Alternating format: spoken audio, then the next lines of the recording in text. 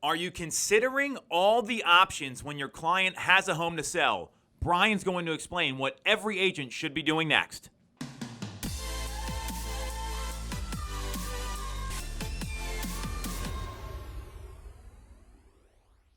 I am here with super agent, friend, teammate, Brian Blouck. He's laughing. I'm very serious about this because he did something over the past week that every agent will tell you right now is impossible to get done in the marketplace. He got a home sale contingency accepted, and it wasn't because of the situation. It wasn't because he got lucky. It's because he had a plan and he executed on it and knew everything. So why don't you brief everyone on the situation and walk them through the 2 or 3 things that you should be looking for as an agent if your client's in that situation? Sure. Yeah, Tom, I think as agents, we all realize how difficult getting a sale and settlement contingency accepted. It's just, in today's market, it's very, very difficult. And I was working with a client that we were getting ready to list her home.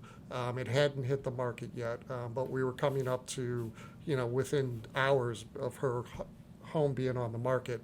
And she was stressed. I mean, she was almost thinking she was going to pull that off to not even list it because we couldn't get a sale and settlement contingency accepted.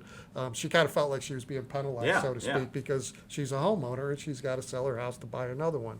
So we put a couple offers in on some homes. The selling agents were pretty clear that it's going to be hard for us to accept this with that. So, we spent a little bit of time talking about it. I was racking my brain kind of looking at these contracts, trying to figure out, what's the magic potion to get this accepted, because it literally is our only option. So looking a little bit deeper into the different types of sale and settlement contingencies that are out there, there is one that has a kick-out clause, and I'm not exactly sure a lot of agents are aware of that. They probably don't. They probably don't know. Yeah, and honestly, the agent that I was working with in negotiating had no idea what it was, and I needed to explain that to them as well. So think of it this way. You got to get the home under contract, right? And that's what that sale and settlement contingency does. With the kick-out clause, what it allows you to do is to get the home under contract, right? Step one, which is what you want to do. But it allows the seller to still show the home, but they have to show us a competitive offer if they get one. So an offer that they're willing to accept, they have to run it past us first. So we now have that security, that first right of refusal, so to speak, to be able to match that offer and continue to allow this to continue to move forward. But what I don't think most agents understand is when they're actively still showing the home, the status in the MLS is active under contract. Now, do you show those homes to your clients that are active under contract? Well, what I would do is different than what the average agent does. I'd actually read the MLS comments, and if you want to ever hide some information from an agent, just put it in the MLS comments because they're not going to read it. But your point is most agents don't. They see the status, they immediately check out, and that's a great observation. And when you were strategizing about this was a big part of the strategy, which I love because we're thinking 2, 3, 4 steps ahead because we care about the buyer, not the seller here. Correct. And even my client was nervous about it. Sure. Because in her mind, they have the ability to still show the property, and it's going to get swept out from underneath her. And that's what her fear was. So I needed to calm that a little bit and educate her on this is a win. We're under contract. That's step one. And get her to understand that most agents will not even bother looking at that home. 100%. And even a buyer that's out there searching homes, they don't search homes active under contract. They see the word under contract, they swipe and go to the next home. So that we're kind of under the radar, so to speak, with that. And then if for some reason somebody were to show it, we get that offer. We'd be able to see it, and at that point we can continue to move the process forward with either offering, matching it, or beating it. But in this whole process, as we're getting her home under contract, I'm communicating with the other side to say, hey, home's on the market. Hey, I've gotten 3 offers. We're going to lock this one in the next couple of days, just to continue to reinforce that, we're here, we're the buyer, we want that house, and we're going to continue to get it.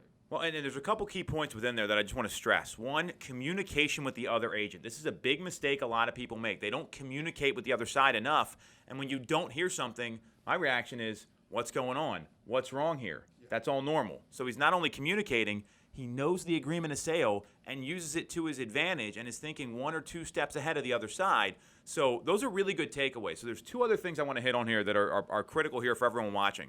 1, how you identified the property that might be a good candidate for this, and 2, how you kept your client moving with the time frame, because we know that if someone's like, hey, my home will be on the market in 30 days, that's not going to be too appealing to the seller, and that's not what happened here. Yeah, and it's not. And I needed to make sure my client understood that, she was ready to not list her house, right? She was that close. And I needed to get her to understand that you need to continue to move forward in order to get another house under contract. So you have to list it. It gives us a better chance of getting anything accepted on a sale and settlement contingency. And if we can show somebody we have it under contract, that's even better. Yep. So you have to continue the momentum of getting that home sold and under contract. So that was actually important. But this particular home, now she likes new construction. The home that she's in, she built that 2017. So she likes newer homes, but we just could not identify a new construction home that she wanted to move into. But this one came on the market. It was new construction. It was perfect. It was going to be ready right around the time that we would settle on her house if we got it under contract. But there was no competition. It was on the market for 30 days. We were dealing with a builder. I made a point to let the other side understand that the amount of buyers that you're going to have for this house is going to be limited based off of the dollar amount. So I have a solid buyer. She wants that house. You really need to work with us and get this one under contract. And that made a big difference. So we had no competition. We didn't have to go over asking price. We needed to do it at whatever the list price was for the home, and we got it at that. So it was a win for her, and it was perfect because that's what she wanted. She wanted new construction. So what he did here, I mean, this is so critical. He found the right property, and some of the stats you want to be aware of. Homes are selling on average in the suburban counties right now between 101 and 102% of the asking price. So we got it below that, number one. 30 days on the market's critical because that's where the average is coming in right now. It's a little less than that. So he's seeing homes that are lingering, which are more likely to accept this kind of offer because the home that's on the market a day with 5 other people interested, you're out immediately with this type of term. So that's a great job there. And then secondly, keeping the process going and saying, hey, the home's going to be on the market this Friday. It's not, hey, we need 2 weeks, we need 3 weeks. And the timing really lined up here. And that sometimes it's better to be lucky than good, and that might have played a little bit into this, but he knew everything to do, and that allowed his client to get a win. Yeah, and I needed to reinforce to the other side that, this is a home that's going to sell. I gave him all the information, made sure we showed the pictures of the home that was up on the MLS. I gave her all the comps that I used to price it. So she knew it was a fair price and it would definitely go for that. And I just wanted to make a point to say, hey, home just hit the market. Hey, we've got 5 showings on Friday already. I've got 2 lined up for Saturday. And as offers started coming in, I made sure that they understood, hey, offers are coming in. And just to keep them engaged, to say that we're not giving up on this. We're going to make this happen. So it really was. It was a jam-packed weekend, to say the least. I mean, it was a great weekend for him because, I mean, this is a big deal. I mean, this is a huge win in the market. And most importantly, it's a win for your client and took the stress out of it for her. So, we got a lot to unpack here. Communicate with the other agent. Know the contract. Keep the process moving. Make sure you're identifying the right properties. Anything else you want to add here? You just have to make sure that the client trusts you, that it's going to work out. And I think that that's just reinforcing that with the client all the way through the process. The fact that I have to tell her, okay, your home's under contract, but they're going to still have the ability to show that is not what they want to hear, but you also do need to explain to them what that means and the advantages that we have, and just asking for them to trust your judgment and that you're going to get them there. It's one step at a time. One thing you just said there, and we're going to end on this. Brian did what a great agent does, not a good agent.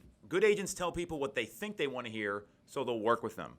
Great agents tell people what they need to hear so they can get the house. And that's exactly what you did here with really challenging terms. We're going to put Brian's info up here if you want to reach out to him direct. This is an amazing feat. And more important, he's following the process, being super coachable and putting the work in, and he's kicking ass. Brian, thanks for coming on, brother. We'll be back next week.